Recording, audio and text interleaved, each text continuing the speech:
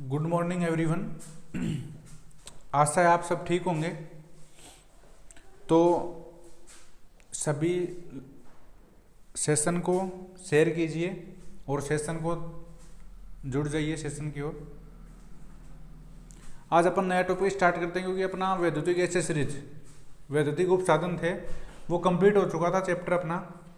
इसके बाद अपन वैद्युतिक वायरिंग देखो।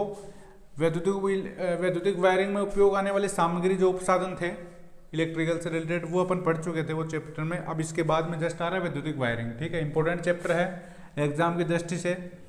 आप सभी अपनी नोटबुक निकालिए, नोट्स बनाते रहिए साथ साथ और सेशन को दोस्तों में फॉरवर्ड कीजिए। ठीक है, देखिए अपन स्टार्ट करते हैं वैद्युतिक वायरिंग। ठीक है, नया टॉपिक है, इम्पोर्टेंट है एग्जाम की दृष्टि से। इससे पहले अपने सेल बैटरी पढ़ा था वो भी इम्पोर्टेंट है, ट्रांसफॉर्मर पढ़ चुके थे। ठीक है, तो ये 5-7 चैप्टर हैं, इम्पोर्टेंट हैं एग्जाम से रिलेटेड। और जो स्टार्टिंग में थे वो आप उनकी रीडिंग लगाते रहिए। ठीक है, जो सुरक्षा सावधानियाँ थी, टूल्स थे, वो सभी उनको क्लासों को रोज़ देखा कीजिए क्योंकि एग्ज़ाम नज़दीक है। जुलाई में आपकी एग्ज़ाम है। ठीक है, जुलाई से एग्ज़ाम स्टार्ट है। देखिए वैद्युतिक वायरिंग। वैद्युतिक वायरिंग देखो, वैद्युतिक वायरिंग है किसी भवन, कार्यशाला, उद्योग। ठीक है, किसी भवन, कार्यशाला एवं उद्योग आदि में इलेक्ट्रिकल सप्लाई के लिए वैद्युतिक वायरिंग की जाती है। ठीक है, जो एक वायरिंग कहलाता है। ठीक है, सुविधा उपलब्ध कराना, शक्ति यानी विद्युत शक्ति किसी कार्यालय, उद्योगशाला, विद्यालय, सार्वजनिक स्थलों आदि में जो पावर है, शक्ति की आपूर्ति कराना क्या कहलाता है? वैद्युतिक वायरिंग कहलाता है। इसके देखो सबसे पहले अपन नियम जानते हैं। वैद्युतिक वायरिंग के नियम हैं 10-12 नियम इंपॉर्टेंट हैं। इलेक्ट्रिक वायरिंग के नियम, वैद्युतिक वायरिंग के नियम। देखो अपन ने इसके उपसाधन पढ़े थे, स्विच पढ़ा था अपन ने, सॉकेट पढ़ा था, फ्यूज पढ़े थे। ठीक है, एमसीबी, एलसीबी, सर्किट ब्रेकर्स थे वो पढ़ लिए थे। अपन ने सर्किट देखे थे, एक लैंप का सर्किट देख लिया था अपन ने, बर्जर का सर्किट देख लिया था, ट्यूबलाइट का सर्किट देख लिया था। ठीक है, तो देखिए इसमें सबसे पहला नियम है कि वैद्युतिक वायरिंग की स्थापना एवं उसका मरम्मत कार्य किसी लाइसेंसधारी ठेकेदार को देना चाहिए। ठीक है, अब देखो वैद्युतिक वायरिंग में इंपॉर्टेंट कौन सा है? वैद्युतिक वायरिंग में उपयुक्त सामग्री, उपयुक्त सामग्री जो भी अपन यूज कर रहे हैं, उपयुक्त सामग्री ISI, ठीक है, इंडियन स्टैंडर्ड इंस्टीट्यूट, ठीक है, भारतीय मानक संस्था, भारतीय मानक संस्थान, ठीक है, भारतीय मानक संस्थान के द्वारा क्या होना चाहिए? ISI चिन्ह युक्त, ISI चिन्ह युक्त होनी चाहिए, युक्त होनी चाहिए।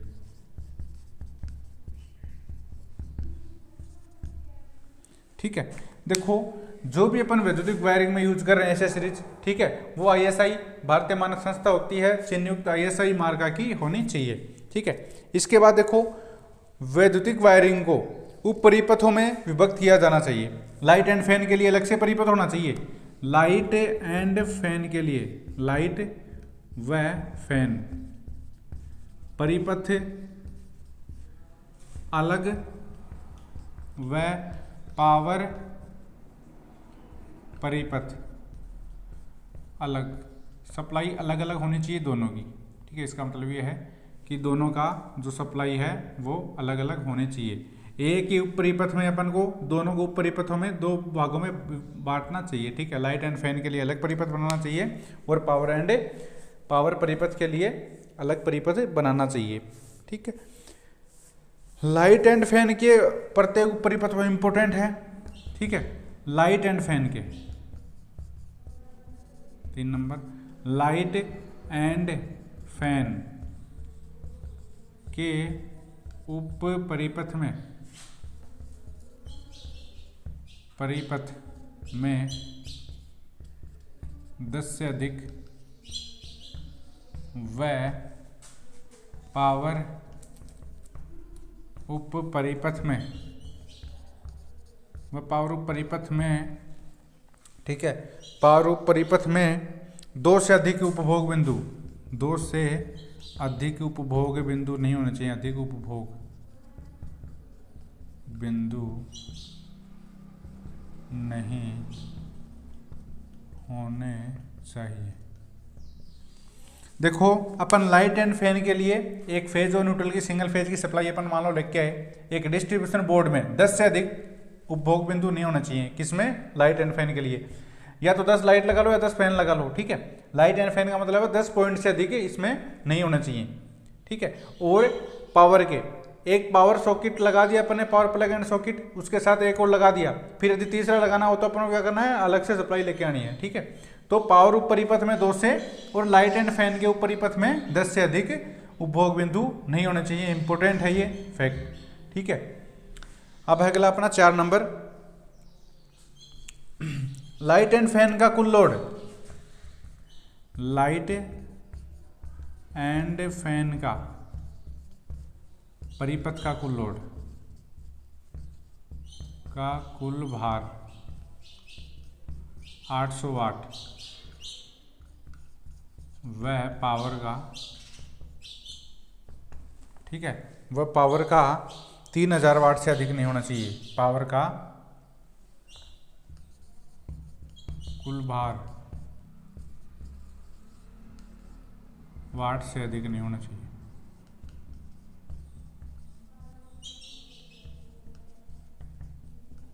नहीं होना चाहिए। देखो इनको आप लिखते चलो साथ साथ, क्वेश्चन यहीं से आएगा इसमें, ठीक है। एक तो बता दे, पूछ लेगा आपसे लाइट एंड फैन के ऊपर परिपथ में अधिकतम कितने पॉइंट होने चाहिए, तो 10 से अधिक उपभोग बिंदु नहीं होने चाहिए। उपभोग बिंदु जो कंज्यूम कर रहे हैं किसको, पावर को, 2 से अधिक पावर वाले में नहीं होने चाहिए। लाइट एंड फैन परिपथ का कुल भार 800 वाट, इन 10 का जैसे 10 पॉइंट लगा दिया अपन ने, इनका कुल 800 वाट होना चाहिए, इससे अधिक नहीं होना चाहिए। इससे अधिक है तो अलग से आप पावर, अलग से एक डिस्ट्रीब्यूशन बोर्ड और लगा लीजिए, अलग से सप्लाई ले जा करके। अब देखो कुल भार किसका, पावर का, पावर का कुल भार 3000 यानी 1500 वाट के लगा सकते हैं अपन 2 पावर प्लग, ठीक है।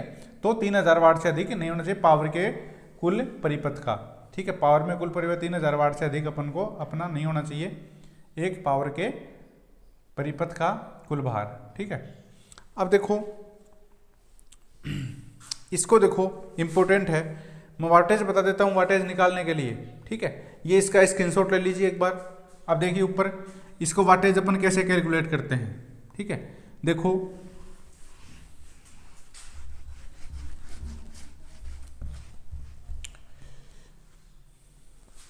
इसमें आता है लैंप 60 वाट,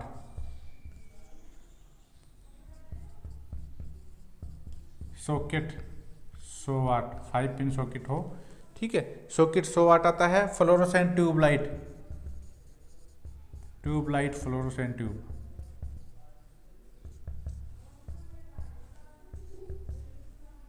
ठीक है। फ्लोरोसेंट ट्यूबलाइट, जो फ्लोरोसेंट ट्यूब आती है अपनी, वो आती है 40 वाट की, ठीक है, 40 वाट की आती है। इसके बाद में अपना जो छत का पंखा, सीलिंग फैन, छत का पंखा, वो आता है 60 वाट, ठीक है। छत का पंखा 60 वाट है। मरकरी वेपर लैंप 80 वाट, mercury vapour lamp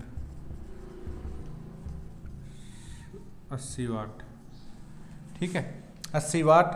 power socket, इसके बाद में अपना है power socket, power plug and socket, power socket होता है, प्लग स्विच होता है, ये होता है 1000 वाट, ठीक है। इस तरह से अपन कैलकुलेट करते हैं ये, ठीक है। इनकी वाटेज इस तरह से होती है, ध्यान रखना, इसका स्क्रीनशॉट ले लीजिए। एक इंपॉर्टेंट फैक्ट है, लैंप 60 वाट का होता है, अपन 60 वाट में काउंट करते हैं। सॉकेट को, 5 पिन सॉकेट को 100 वाट में करते हैं। ट्यूबलाइट को 40 वाट में, छत के अपना सीलिंग फैन को 60 वाट में काउंट करते हैं, ठीक है। इस तरह से। और मरकरी वेपर लैंप होता है वो 80 वाट में आता है, पावर सॉकेट होता है 1000 वाट का, अपन रेटेड लेकर के चलते हैं। अब देखो अगला है अपना नियंत्रक, ठीक है। इसमें है नियंत्रक स्विच बोर्ड की, नियंत्रक स्विच बोर्ड की फर्श से ऊंचाई, ठीक है। नियंत्रक स्विच बोर्ड की फर्श से ऊंचाई 1.3 मीटर, फर्श से ऊंचाई इंपोर्टेंट है 1.3 मीटर, ठीक है। 1.3 मीटर होनी चाहिए।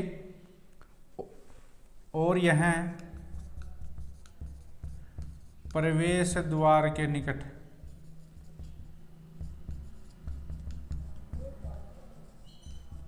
बाईं ओर स्थापित करना चाहिए,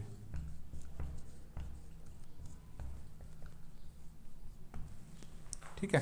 प्रवेश द्वार के निकट बाईं ओर स्थापित करना चाहिए। अपन एंट्री कर रहे हैं गेट में, ठीक है, तो इस ओर बाईं ओर ये लगना चाहिए, ठीक है। नियंत्रक स्विच बोर्ड की फर्श से ऊंचाई 1.3 मीटर, फर्श जो अपना डिस्ट्रीब्यूशन बोर्ड होता है, ठीक है, मेन बोर्ड जो अपन लगाते हैं कौन सा रूम में, ठीक है, जो power of light and fan के लिए होता है डिस्ट्रीब्यूशन, वो 1.3 मीटर ऊंचाई पे लगना चाहिए और प्रवेश द्वार के निकट बाईं ओर स्थापित करना चाहिए, ठीक है। लेफ्ट साइड, बाईं ओर होता है लेफ्ट साइड, ठीक है। इंपॉर्टेंट फैक्ट है, ध्यान रखना।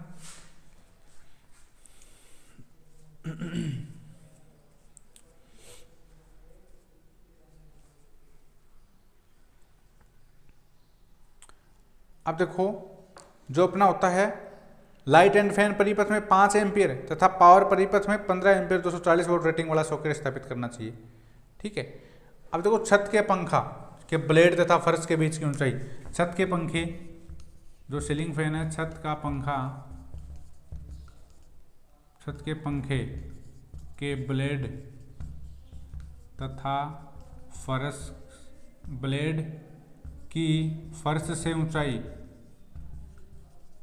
ठीक है। फर्श से ब्लेड, जो फैन की ब्लेड होती हैं, ठीक है, फैन की जो ब्लेड होती हैं उनकी ऊंचाई 2.4 मीटर होनी चाहिए, ऊंचाई फर्श से ऊंचाई 2.4 मीटर होनी चाहिए। ये जो 5, 7, 10, 12 पॉइंट है, इंपॉर्टेंट फैक्ट है, ये ध्यान रखना। और अधिकतम 3 मीटर, 2.4 मीटर से और न्यूनतम 2.4 मीटर, अधिकतम 3 मीटर, 3 मीटर होने चाहिए, ठीक है, अधिकतम 3 मीटर।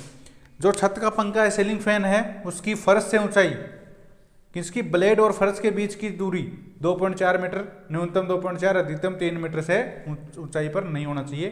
किससे, ये ब्लेड से, ध्यान रखना, ठीक है। अब अगला है, इसका स्क्रीनशॉट ले लो।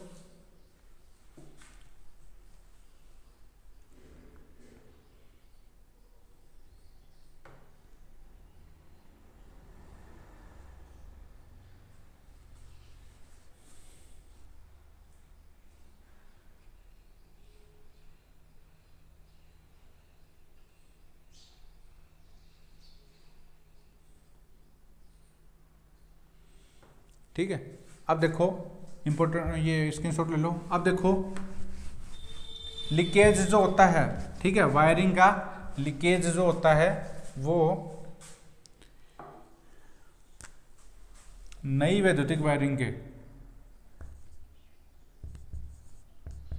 नई वैद्युतिक वायरिंग का अर्थ परीक्षण मेगर नामक यंत्र से किया जाता है।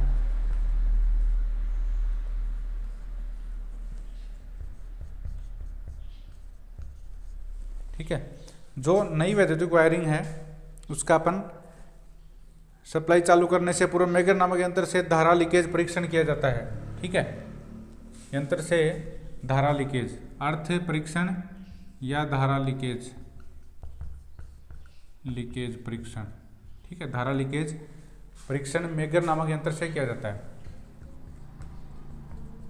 ठीक है, मेगर नामक यंत्र और धारा लीकेज, लीकेज धारा का मान परिपथ की कुल धारा के, लीकेज धारा का मान, धारा का मान परिपथ की कुल धारा के, कुल धारा के 1/5000 अंश से अधिक नहीं होना चाहिए, अधिक नहीं होना चाहिए। ठीक है, 1/5000 अंश से अधिक नहीं होना चाहिए। देखो वैद्युतिक वायरिंग में अर्थ परीक्षण या धारा लीकेज परीक्षण ड्वेगर नामक यंत्र से किया जाता है। लीकेज धारा का मान परिपथ की कुल धारा के 1/5000 अंश से अधिक नहीं होना चाहिए। ठीक है, ये नियम होता है। और लकड़ी के बोर्ड, ठीक है, लकड़ी के बोर्ड जो साधारण बोर्ड होते हैं उनकी मोटाई 4 सेंटीमीटर, लकड़ी के साधारण बोर्ड की मोटाई 4 सेंटीमीटर, ठीक है, 4 सेंटीमीटर से कम नहीं होना चाहिए तथा कब्जायुक्त बोर्ड 4 सेंटीमीटर से कम नहीं होनी चाहिए तथा कब्जायुक्त बोर्ड की मोटाई, कब्जायुक्त बोर्ड की मोटाई, कब्जायुक्त बोर्ड की मोटाई 6.5 से 8 सेंटीमीटर से कम नहीं होनी चाहिए। ठीक है, सेंटीमीटर से कम नहीं होनी चाहिए। और देखो इंडियन स्टैंडर्ड आईई के अनुसार, आईई के अनुसार सिरोपरी लाइन में 2 पोलों के बीच की दूरी, ठीक है, 2 पोलों के बीच की दूरी जो होती है वो 67 मीटर या 220 फीट होनी चाहिए। 67 मीटर 220 फीट से अधिक नहीं होनी चाहिए, नहीं होनी चाहिए। ठीक है, ये इंपॉर्टेंट हैं फैक्ट। ठीक है, ध्यान में रखने हैं। लकड़ी के जो साधारण बोर्ड है उनकी मोटाई 4 सेंटीमीटर से कम नहीं होनी चाहिए, जबकि कब्जायुक्त बोर्ड, वितरण बोर्ड होते हैं 6.5 से 8 सेंटीमीटर होने चाहिए। इंडियन स्टैंडर्ड आईई के अनुसार, ठीक है, आईई के अनुसार 2 पोलों के बीच की दूरी, सिरोपरी लाइन में जो पोल अपन भूमि में गाड़ते हैं उनको 67 मीटर या 220 फीट से, 2 पोलों के बीच की दूरी 67 मीटर या 220 फीट से अधिक नहीं होनी चाहिए। ये क्या है?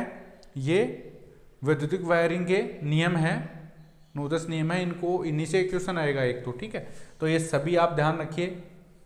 ठीक है, ऐसे वितरण बोर्ड की ऊंचाई कितनी होनी चाहिए, फैन जो सीलिंग फैन है उसके फर्श से बीच की, फर्श और ब्लेड के बीच की दूरी कितनी होनी चाहिए, धारा लीकेज कितना होना चाहिए, 1/5 कुल धारा का 1/5000 व्यंज से अधिक नहीं होना चाहिए लीकेज धारा का मान। ठीक है, लकड़ी के बोर्डों की मोटाई पूछ लेगा आपसे दोनों की, तो ये आपको ध्यान रखनी है। 2 पोलों के बीच की दूरी 67 मीटर या 220 फीट से अधिक नहीं होनी चाहिए। ठीक है, इसका स्क्रीनशॉट ले लो। और अब आगे चलो, वैद्युतिक वायरिंग प्रणालियाँ देखो। वैद्युतिक वायरिंग ये नियम थे, अब इसकी वैद्युतिक वायरिंग प्रणालियाँ। वैद्युतिक वायरिंग प्रणाली कौन कौन सी प्रणाली होती हैं?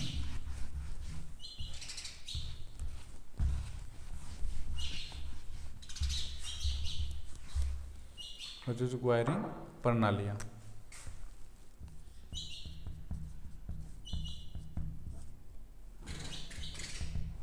ठीक है, इसमें देखो 1 नंबर वैद्युतिक वायरिंग प्रणालियाँ। इसमें एक होता है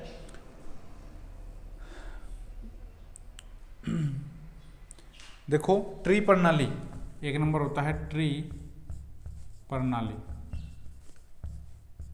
ट्री प्रणाली, ठीक है। 2 होती है इसमें डिस्ट्रीब्यूशन बॉक्स प्रणाली। डिस्ट्रीब्यूशन बॉक्स प्रणाली,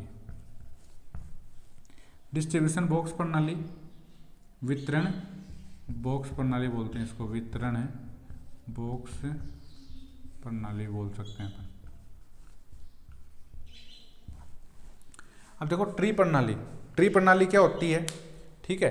ट्री प्रणाली जैसे वृक्ष की शाखाएं, एक मेन शाखा होती है, फिर इसके उप शाखाएं होती है, ठीक है।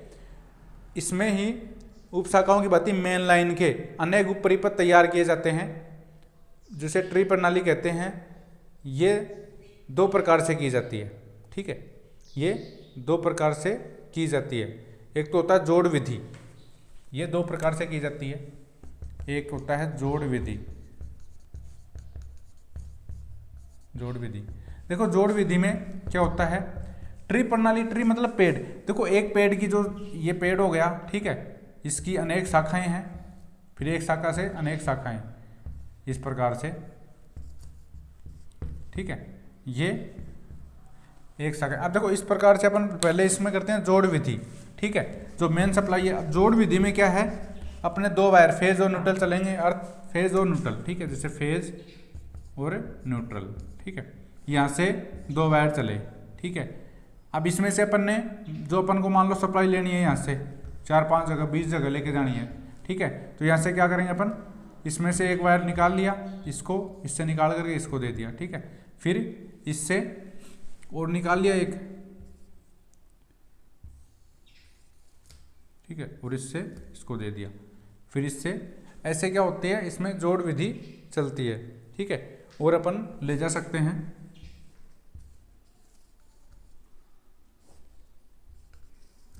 ऐसे, ठीक है। ये क्या है, जोड़ विधि हो गई एक तरह से।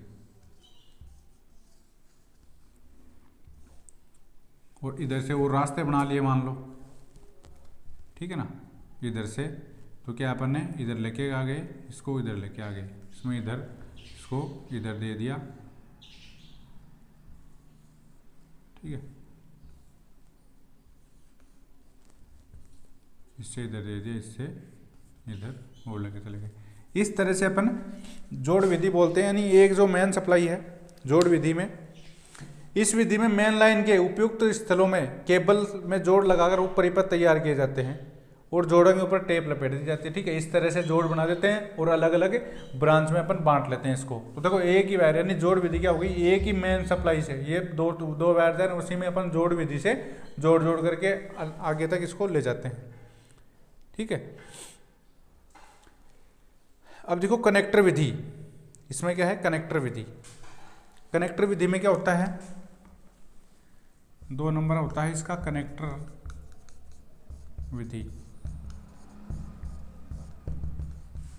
कनेक्टर विधि में क्या होता है, कनेक्टर विधि, इस विधि में मेन लाइन से काटकर वहां एक कनेक्टर संयोजित किया जाता है और कनेक्टर से उप परिपथ के लिए संयोजक तार निकाले जाते हैं। कनेक्टर के ऊपर टेप लपेटी जा सकती है।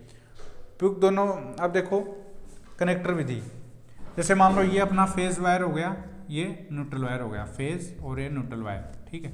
यहाँ पे एक अपन कनेक्टर लगा देंगे, ठीक है, ऐसे कनेक्टर वायर, फिर इससे अपन बहुत सारे वायर निकाल लेंगे, ठीक है। इधर ऐसे ये ब्रांचेस गई नीचे, इधर से एक ये न्यूट्रल में,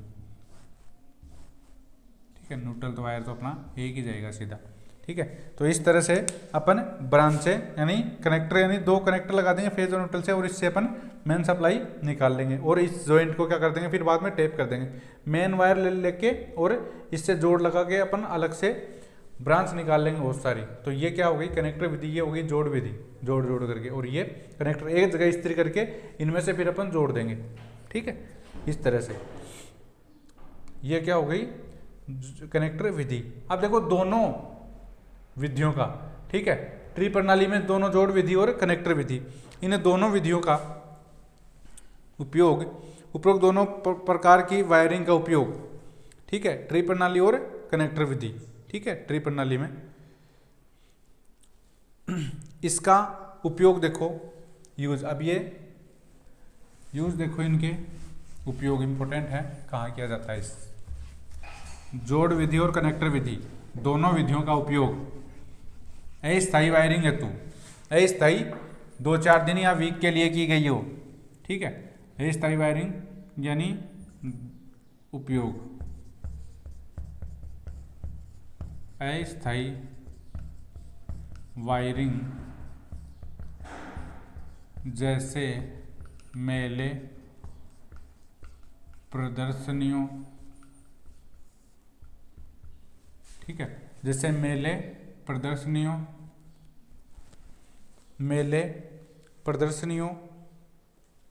ठीक है, आदि में किया जाता है, प्रदर्शनियों आदि में किया जाता है,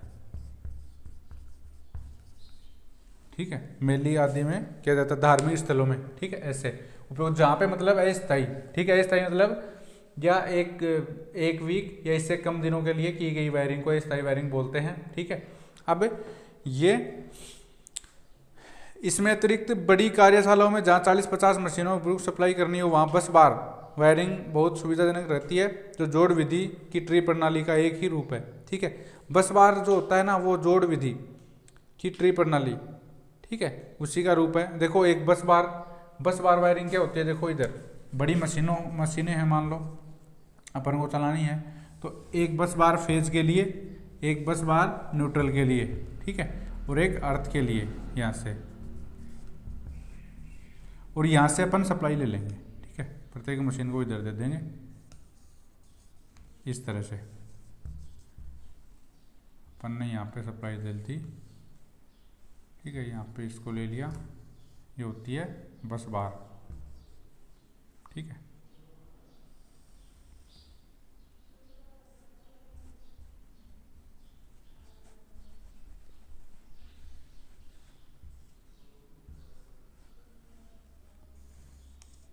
ठीक है, ये होती है बस बार वायरिंग जो मोटरों आदि में की जाती है।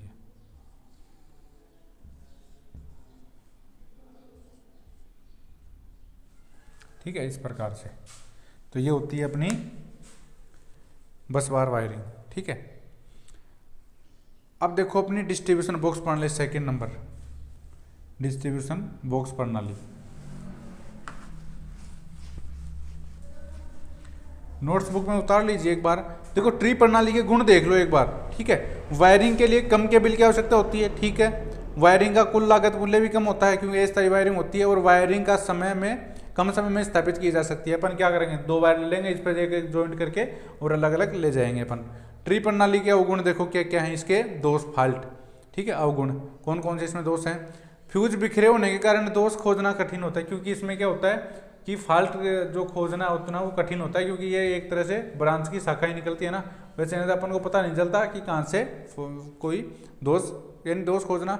वायरिंग देखने में सुंदर नहीं लगती, ठीक है, क्योंकि ये स्थायी वायरिंग होती है, अपन कम अल्प समय के लिए अपन इसको करते हैं तो देखने में सुंदर नहीं होती है। आग लगने का खतरा रहता है क्योंकि जॉइंट लगाते हैं अपन जगह जगह, ठीक है, तो स्पार्किंग से कारण आग लगने का ज़्यादा खतरा इसमें रहता है। परिपथ के विभिन्न बिंदुओं पर उपलब्ध वोल्टेज का मान भिन्न भिन्न होता है, ठीक है, क्योंकि अपन एक तरह से ये करते हैं, इसमें अस्थायी जॉइंट लगाते हैं अपन, ठीक है, तो इससे क्या होता है वोल्टेज भी उसका भिन्न भिन्न होता है। अब देखो डिस्ट्रीब्यूशन बॉक्स प्रणाली, 2 नंबर इंपॉर्टेंट है, डिस्ट्रीब्यूशन बॉक्स प्रणाली। ट्री प्रणाली में दो थी जोड़ विधि और कनेक्टर विधि। अब 2 है अपना डिस्ट्रीब्यूशन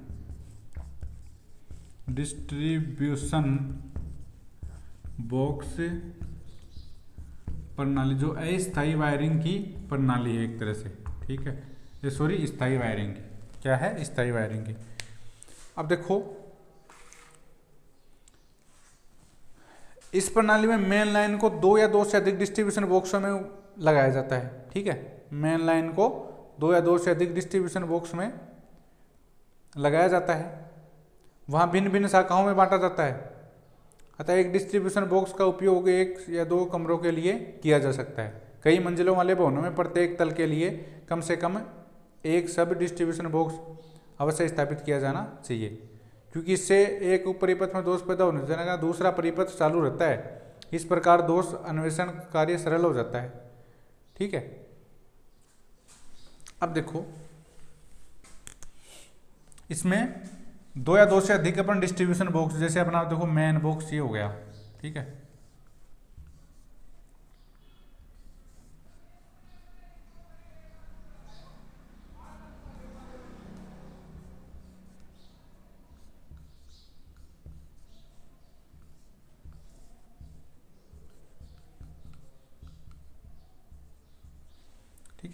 फेज और न्यूट्रल ऐसे, ठीक है। अब यहाँ से अपना फेज और न्यूट्रल बाहर निकल गया,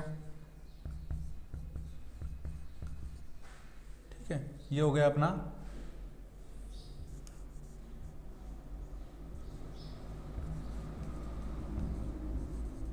मेन डिस्ट्रीब्यूशन बॉक्स, ठीक है। यहाँ से अपनी, अब देखो इस साइड से अपन अलग से लेंगे, इधर एक बॉक्स और ले लेंगे, DPIC double pole iron clamp,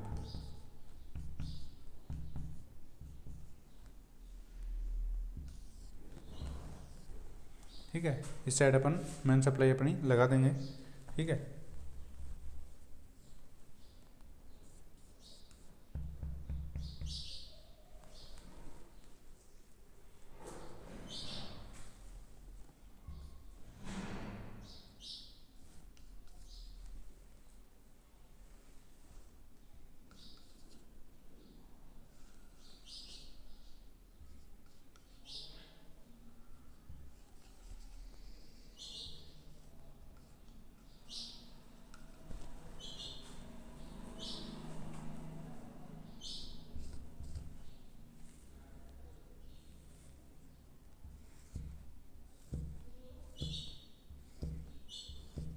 ठीक है, ऐसे अपन ब्रांच से निकाल लेंगे।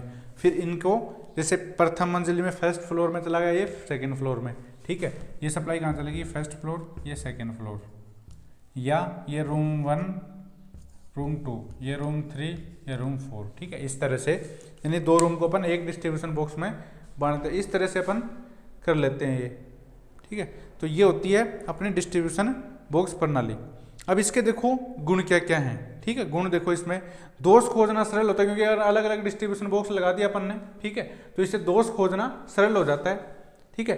और एक क्या होता है, यदि मान लो एक जो मान लो फर्स्ट फ्लोर की सप्लाई में क्या हो गया, डिफॉल्ट आ गया, तो सेकंड फ्लोर की अपनी चालू रहेगी, या 1 और 2 रूम में आ गया तो 3 और 4 रूम में सप्लाई ऑन रहेगी। ये इसकी क्या होता है, गुण होते हैं। परिपथ में परिवर्तन व परिवर्तन सरलता संपन्न की जा सकती है, इसमें परिवर्तन अपन आसानी से कर सकते हैं। इसमें अवगुण देखो, वायरिंग का प्रारंभिक मूल्य अधिक होता है, क्योंकि प्रारंभिक मूल्य देखो डिस्ट्रीब्यूशन बॉक्स का मूल्य हो गया, वायर अधिक लगते हैं इसमें, ठीक है। तो ये क्या होता है, एक तरह से प्रारंभ में इसका मूल्य अधिक होता है, ठीक है। ये अब देखो वैद्युतिक वायरिंग स्थापना कारक, किसी भवन, कार्यशाला, उद्योगशाला आदि में वैद्युतिक वायरिंग के लिए अपनाई जाने वाली विधि के चयन निम्न बिंदुओं या पर्याप्त निम्न बिंदुओं से किया जाता है। सहनशीलता, ठीक है। अब देखो सहनशीलता होती है, एक दिखावट होता है, एक मतवयी होता है, सुरक्षित होता है, अग्नि से सुरक्षित होना चाहिए, आयु होनी चाहिए उसकी, स्थापित करने वाले कार्यकारी आयु प्रारंभ में लंबी होनी चाहिए, यांत्रिक रूप से सुरक्षित होनी चाहिए, सुविधाजनक होनी चाहिए, ठीक है। ये क्या होते हैं, इसके कारक होते हैं एक तरह से। अब देखो वायरिंग के प्रकार, ठीक है, वायरिंग के प्रकार इंपॉर्टेंट है। वायरिंग के प्रकार, ये प्रणालियां थी डिस्ट्रीब्यूशन बॉक्स प्रणाली, ठीक है। अब देखो प्रकार, वायरिंग के प्रकार इंपॉर्टेंट है, एक एक प्रकार अपन पढ़ेंगे, ठीक है, डिटेल से। वायरिंग के प्रकार, वैद्युतिक वायरिंग के प्रकार, टाइप्स ऑफ इलेक्ट्रिकल वायरिंग, ठीक है। वैद्युतिक वायरिंग के प्रकार देखो 2 प्रकार की होती है मुख्य रूप से, घरेलू एवं वैद्युतिक वायरिंग। औद्योगिक उपयोग के लिए वैद्युतिक वायरिंग 2 प्रमुख वर्गों में विभाजित की गई है। एक नंबर होता है अस्थायी वायरिंग, और 2 नंबर होता है स्थायी वायरिंग, परमानेंट वायरिंग, स्थायी वायरिंग। वायरिंग के जो नियम हैं वो इम्पोर्टेंट है। अब देखो अलग अलग प्रकार चलेंगे। अब देखो अस्थायी वायरिंग में, ठीक है, अस्थायी वायरिंग में कितने प्रकार की होती है देखो। जो वायरिंग अल्प समय के लिए किसी मेले, प्रदर्शनी, उत्सव आदि में लाइट एंड फैन के लिए स्थापित की जाती है, उसे क्या कहा जाता है, अस्थायी वायरिंग कहा जाता है। अस्थायी वायरिंग 2 प्रकार की होती है, फ्लेक्सिबल और क्लिट वायरिंग, ठीक है। फ्लेक्सिबल और क्लिट वायरिंग इंपॉर्टेंट है। अस्थायी वायरिंग 2 प्रकार की होती है। ठीक है, दो प्रकार की होती है। एक नंबर होता है अपना, एक नंबर कौन सा है, flexible wiring, flexible wiring, flexible wiring. Flexible wiring देखो, इस वायरिंग में फ्लेक्सिबल अथवा पीवीसी अथवा सीटीएस केबल प्रयोग की जाती है। ठीक है, इसमें पीवीसी अथवा सीटीएस, इस वायरिंग में केबल देखो पीवीसी, ठीक है, और सीटीएस कैब टायर शीथड, ठीक है, कैब टायर शीथड, और पीवीसी पॉलीविनाइल क्लोराइड, जो अपना पीवीसी वायर आता है वो। ठीक है, इसीलिए ये क्या होते हैं, दोनों फ्लेक्सिबल होते हैं, केबल होते हैं, इसीलिए इसको फ्लेक्सिबल वायरिंग के नाम से जाना जाता है। मेन स्विच तथा फ्यूज के बाद ट्री प्रणाली की दीवारों आदि पर ठोके गए हुए होने की सहायता से यह वायरिंग स्थापित की जाती है, और प्रत्येक जोड़ पर टेप लपेटकर इस वायरिंग को अनेक लैंपों के लिए एक ही स्विच प्रयोग किया जाता है। यह वायरिंग पूर्णतः स्थायी वायरिंग होती है और सुरक्षा की दृष्टि से यह अनुपयुक्त है, इसलिए इस वायरिंग का उपयोग कम हो गया है। ठीक है, कम से कम किया जाता है।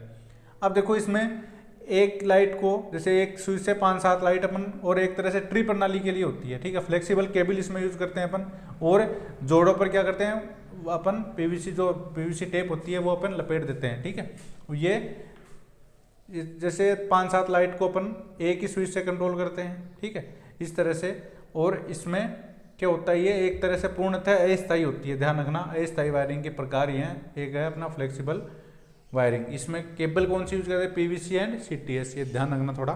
ठीक है, सीटीएस केबल प्रयोग की जाती है, पूछेगा। और अस्थायी वायरिंग है। अब देखो क्लिट वायरिंग, अगला है 2 नंबर, क्लिट वायरिंग, इसी का प्रकार है क्लिट वायरिंग। क्लिट वायरिंग 2 नंबर अस्थायी वायरिंग है। ठीक है, अस्थायी वायरिंग का प्रकार है। दूसरा नंबर क्लिट वायरिंग। क्लिट वायरिंग एक तरह से जो अपन गिट्टी बोलते हैं ना, उस तरह से होता है क्लिट। ठीक है, इसमें गिट्टी का यूज किया जाता है। यह वायरिंग पीवीसी वीआईआर सीटीएस, देखो पीवीसी केबल देख लेना, पीवीसी वीआईआर सीटीएस, ठीक है, सीटीएस, पीवीसी वीआईआर सीटीएस केबल द्वारा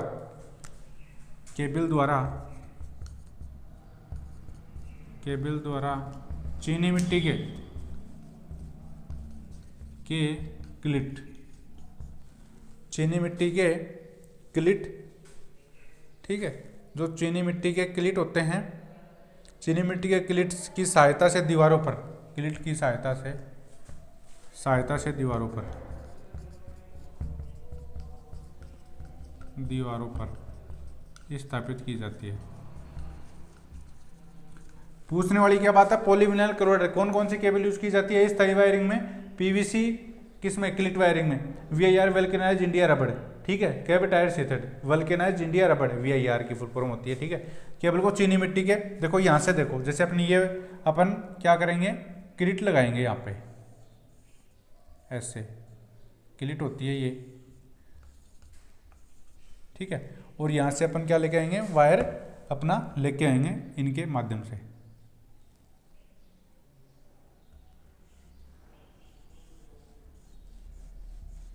इस तरह से अपन अपना वायर अपना लेके आएंगे। यहाँ पे फिर एक क्लिट मान लो अपने लगा दी,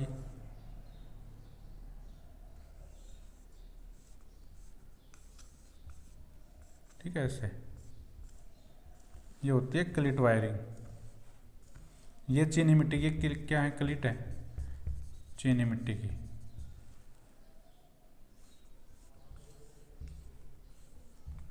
ठीक है, ऐसे।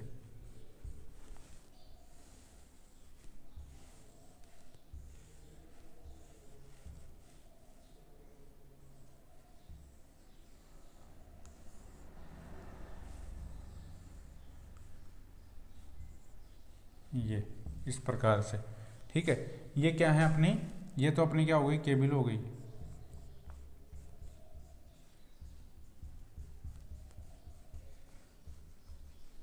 ये क्या है, केबल है अपनी, पीवीसी वीआईआर। ठीक ठीक है, सीधी हट कोई भी हो सकती है। ये क्या है, क्लिट है। इस तरह से चीनी मिट्टी क्लिट के ऊपर क्या करते हैं अपन, वायर को अपन रोकते हैं, ठीक है। तो ये क्या कहलाती है, क्लिट वायरिंग कहलाती है। अब देखो इसमें पूछने, देखो इंपॉर्टेंट क्या क्या है इसके अंदर, ठीक है। इसके गुण देखो क्लिट वायरिंग के, जो अपनी क्लिट वायरिंग होती है उसके, देखो इस वायरिंग में नमी वाले स्थानों को स्थापित नहीं करना चाहिए, क्योंकि देखो दीवार पे वैसे होते हैं वायर अपन को दिखाई देते हैं, तो क्या होता है नमी वाले स्थानों पर इसको अपन यूज नहीं करना चाहिए। यदि वायरिंग की ऊंचाई 1.5 मीटर से कम हो तथा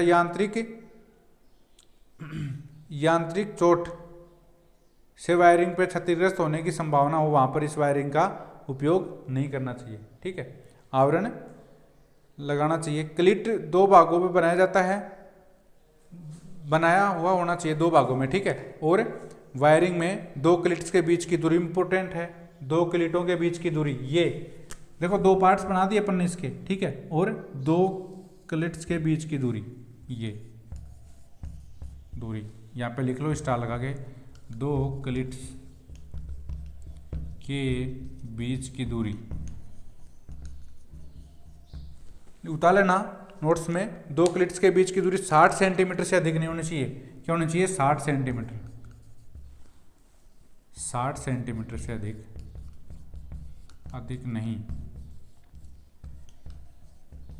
60 सेंटीमीटर से अधिक नहीं होने चाहिए, ठीक है, इंपॉर्टेंट है। क्लिट्स 2 झिरी या 3 झिरी वाले होते हैं और एक झिरी से अधिक तार, एक झिरी में 1 से अधिक तार स्थापित नहीं किए जाने चाहिए। 3 से अधिक तारों के लिए उसमें एक से अधिक क्लिट्स का उपयोग करना चाहिए। केबल के क्रॉसिंग पर लकड़ी के 1.3 सेंटीमीटर मोटे सेपरेटर प्रयोग किए जाने चाहिए, ठीक है। अब देखो लटकने वाले वैद्युतिक सहायक सामग्री जैसे लैंप होल्डर, स्विच आदि में तार को जकड़ने के लिए क्रोड ग्रिप की व्यवस्था अथवा फिटिंग के ढक्कन के अंदर तार में गांठ लगा देनी चाहिए, ठीक है। देखो अपन जैसे होल्डर होता है अपना, पेटेंट होल्डर होता है, उसमें क्या होता है ऊपर का जो खोल होता है, ठीक है, उसमें अपन वायर लगाते हैं, तो एक गांठ लगा देंगे जिससे क्या होगी, वो कनेक्शन उखड़ेंगे नहीं, ठीक है।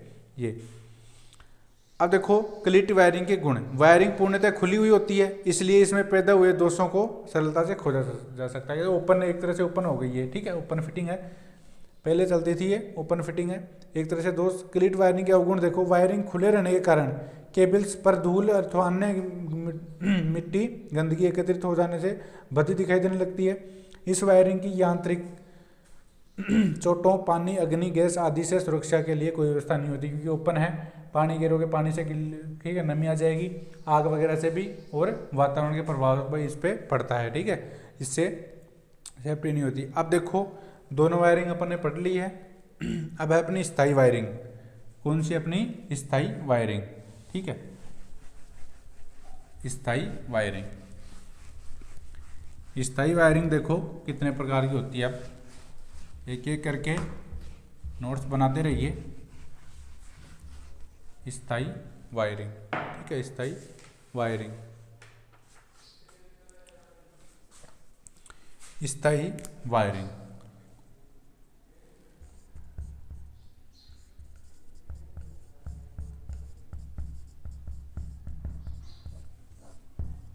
परमानेंट वायरिंग बोलते हैं इसको, फिक्स वायरिंग बोलते हैं, ठीक है, स्थायी वायरिंग। स्थायी वायरिंग देखो 4 प्रकार की होती है, ठीक है, जो आवासीय भवनों, कार्यालयों, विद्यालयों, औद्योगशालाओं, भंडारों आदि में दीर्घ अवधि के लिए की जाने वाली, स्थापित की जाने वाली वायरिंग क्या कहलाती है, स्थायी वायरिंग कहलाती है। यह वायरिंग 4 प्रकार की होती है, एक एक करके अपन पढ़ेंगे। फर्स्ट में अपना केसिंग कैपिंग वायरिंग, फर्स्ट में है क्या है, casing capping wiring, casing capping wiring, ठीक है, केसिंग कैपिंग वायरिंग, ठीक है, केसिंग कैपिंग वायरिंग। अब देखो अपन ने स्टार्टिंग से क्या पढ़ा था, वैद्युतिक वायरिंग के नियम पढ़े थे, ठीक है, तो 9-10 नियम थे, इनको आपको याद रखना है, ठीक है।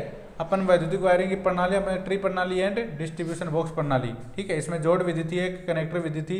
अब इसमें वैद्युतिक वायरिंग के प्रकार थे। स्थायी वायरिंग अपन ने, अस्थायी वायरिंग के 2 प्रकार थे, अपन ने पढ़ लिए हैं, ठीक है। फ्लेक्सिबल कॉपर तार वायरिंग है, ठीक है, फ्लेक्सिबल तार वायरिंग। एक हो गई अपनी डिस्ट्रीब्यूशन बॉक्स प्रणाली, ठीक है, डिस्ट्रीब्यूशन बॉक्स प्रणाली। जो फ्लेक्सिबल वायरिंग हो गई है कि क्लिट वायरिंग, ये दोनों क्या थे, अस्थायी वायरिंग के प्रकार थे। अब स्थायी वायरिंग, ठीक है, अपन अगले सेशन में देखेंगे, ठीक है। आप चैनल को ज़्यादा से ज़्यादा सब्सक्राइब कीजिए, दोस्तों में फॉरवर्ड कीजिए। आज के लिए इतना ही, थैंक यू, ठीक है, आपका समय शुभ हो।